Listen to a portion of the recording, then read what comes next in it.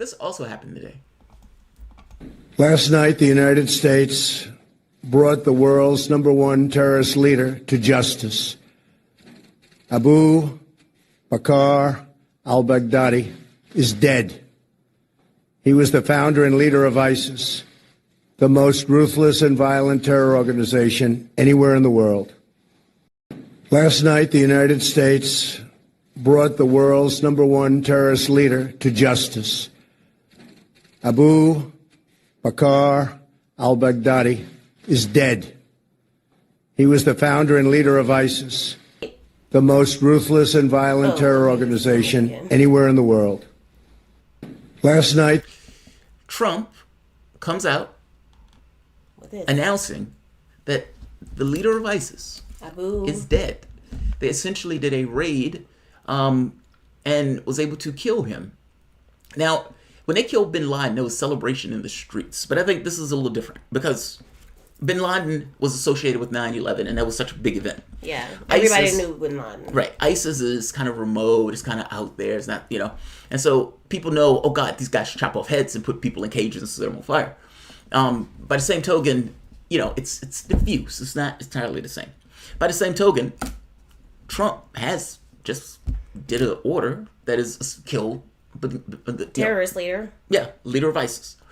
Now, hysterics immediately coming into play because Donald Trump thanked Russia, Syria, in this operation. Immediately, on thanking the people, Democrats, Russia is the first country Trump thanks in his list to those who assisted in the raid of Baghdadi. Trump thanks Russia, Turkey, Syria, and Iraq, as well as Syrian Kurds for support with the Baghdadi operation. In that order, Trump praises Russia in killing a Baghdadi. President Trump just praised Russia for allowing U.S. to fly undeterred over territory it control, says Kurds gave us some information that proved to be helpful in targeting a Baghdadi. The operation began 2 weeks ago. Now, their issue here is that Donald Trump thanked Russia, and thanked them in that order. He said Russia first. You realize that if Russia didn't allow it, it wouldn't have. How does it happen? I mean, it's in their airspace and airspace. So what happened? What did Obama say? Well, when they killed bin Laden. Well, that's the interesting part. Did he thank anybody? That's the interesting part. Look at this. Look at this headline. Look at this headline. I love this. Well, that picture kind of looks like the face I was making. Oh, not that one. That picture kind of looks like the face I was making. Why is that this large? All right, let's try to make this work. Obama thanks Putin for Russia's important role in achieving Iranian milestone. This was July 2015. How things change. So Trump, something that everybody agreed for the most part, needs to take place. We got to stop this. This is a bad guy. This is a bad guy. We got to stop this bad guy. And so Trump orders this to take place. The interesting thing here is, and this situation is somewhat different. When Obama went to get bin Laden, I was telling you about this earlier, they had all of these legal arguments to justify and explain why it's okay for Obama to invade sovereign territory in order to kill bin Laden without notifying the country. He's essentially breaking international law. Now, not all of this applies, so some of that stuff is extremely interesting. The thing here is, Trump kills ISIS leader. I feel remote from this, if I'm being honest. The weird and the odd, strange part about this is that no one brings up that if it wasn't for us, he would have never existed. Like, think about it for the moment. George Bush destroys the Middle East on a lie, kills 1 million people in that process. Obama continues this, screaming terrorism and using that as a justification to destroy Libya. Well, he used Gaddafi as a justification to destroy Libya, as if our bombs don't kill people. But Gaddafi, it's better to be killed by our bombs than their knives. But in Syria, putting in terrorists to take down Assad, he prompted that war. The destruction of the Middle East was the direct reason that this guy was vomited up in the first place. Yeah. That's ignored. That's not important right now. That's not important right now. We killed him. That's all that matters. When situations, your decision space at times gets narrowed to where after you make so many bad choices that the last choice is also a horrible choice, and yet you make the horrible choice because there are no good choices. This is a no good choice situation. Trump takes the order to kill Baghdadi. There are a lot of Democrats who are now screaming, wait, this wasn't Trump. This was the SEALs that did it. I mean, it was the people who we sent out to do that that gets the credit for this. Here's the catch. Those people are working at the hand of the king. What I mean by that is the military is not going half-cocked. They're not going rogue. It's not like somebody just said, yeah, fuck it, let's just go. That never happened. Like the president had to give the order for that to ever take place. When Obama said, I killed bin Laden, and he, if you remember, was at the presidential thing. I remember everybody sitting in that little room watching it on the camera. Well, as a half. Well, there were two parts. Obama was out there giving a speech that day. If I remember this correctly, he was at the press thing, and he was like cracking jokes and everything else. And the very next day, we killed bin Laden. The bin Laden kill was not from interrogating people. Somebody came in and said, bin Laden is over here. And the United States vetted it and sent people out there to kill bin Laden. My point is, they were also working at the hand of the king. It was the president that gave the choice, so the president gets the credit for it just because the president made the choice in order to do it, especially if those things go wrong and all those people get killed. Trump would have been crucified if that would have taken place. Yeah. Now they're going to say, oh, dude, crucifixion. You shouldn't use that term crucifixion because, Jesus was crucified and it's really bad. It's just like lynching. My point is, the hysteria over Trump doing this is massively misfounded. If you give credit to Obama for killing bin Laden, I don't care how disgusting Trump is. You have to give credit. Do you remember the speeches that Joe Biden made? He says, what is it? GM is alive and bin Laden died. Vote me back in office. Like, how on earth do you give one credit but take the other one away? Just saying. Just saying. Second point. It's all a circus. Right? It's all a circus. None of these people are serious. Be it Democrats or Republicans. The incentives that these guys have when these guys get into office push them to behave in particular ways. Meaning, yes, Obama is going to take credit for saving GM. Yes, he's going to take credit for killing bin Laden. Why wouldn't he? Because he's the president and he needs to use something to get elected on. So he's going to take responsibility for those things. Politicians do it. Interestingly enough, look at this.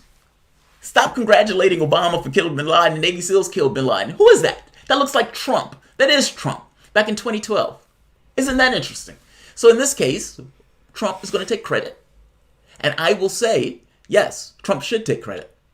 And other Democrats say, no, it was the Navy SEALs. Trump shouldn't take credit. And Trump's working with Russia and blah, blah, blah, blah, blah. And what do we have here? What do we have here?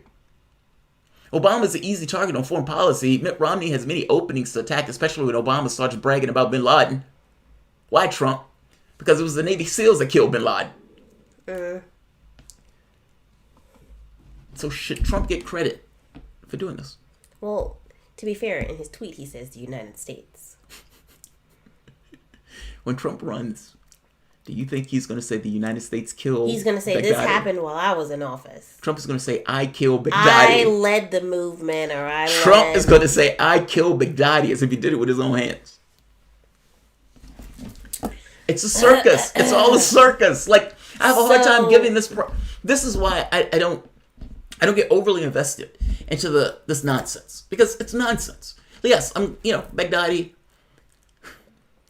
We were responsible for creating something outright disgusting, just like in the Nazi territory, where Hitler didn't come out of a vacuum. Hitler came out of the context of that particular time period and what came before him. If you listen to the stuff that he says, he's massively insecure. Like, a lot of this shit is insecurity, especially from the standpoint of the Versailles Treaty and all this other stuff. My point is, you broke it. And this is what came out of the thing, crawled out of the ground. But we just fixed it.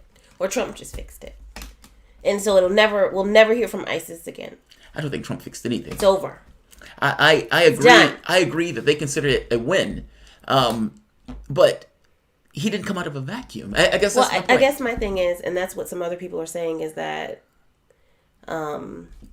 meaning just because ain't over. Yeah, just because you kill him doesn't mean, all right, we're done. So what are we going to see next week? Well, no more ISIS ever again. Well, here's the catch. Trump is going to say that ISIS is done because he wants to get the troops out. Right. And Trump is going to say, we killed Baghdadi. ISIS is done. And we're just going to steal the oil. I'm skeptical. That's what he's going to say. I'm skeptical. Well, because he doesn't want it to be our responsibility. We don't live in Syria. Syria is not on the border of Oklahoma.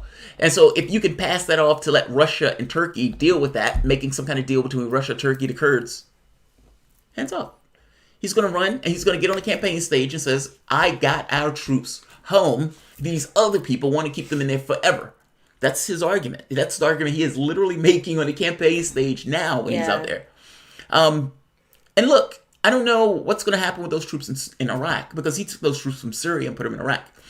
And Iraq is essentially trying to get help from the UN to get those troops expelled, saying you have no right to be here. So I don't know what he does with those troops. Does he bring those troops home?